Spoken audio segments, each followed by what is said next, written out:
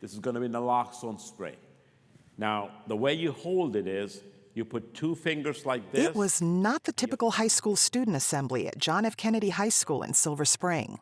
And you push this red plunger in. It was an important demonstration by an important person, the director of the White House Office on National Drug Policy, Dr. Rahul Gupta, joined by Maryland's Lieutenant Governor Aruna Miller.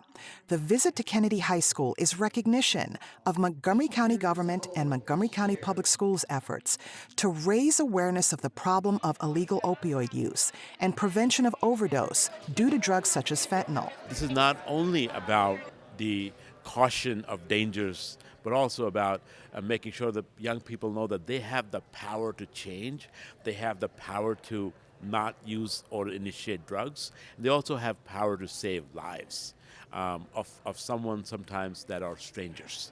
So it is a privilege to be able to come back to my own high school and be able to speak, and then also see the leadership and the teachers in the Montgomery County education system and county school system. The leaders there allowed naloxone to be made available in every one of the schools.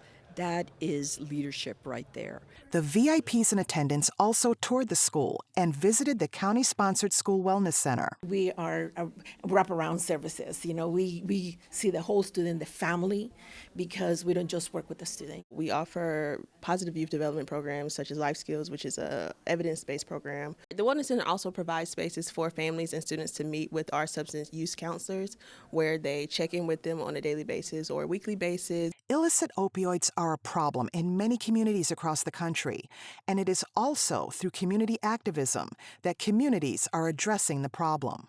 People often feel like they're the only ones. If someone from the White House is coming here, the Lieutenant Governor is coming here and talking about it, our board members are talking about it, they know this is not an isolated incident. They are not alone. There are a lot of people in the same position, and there's a lot of support available.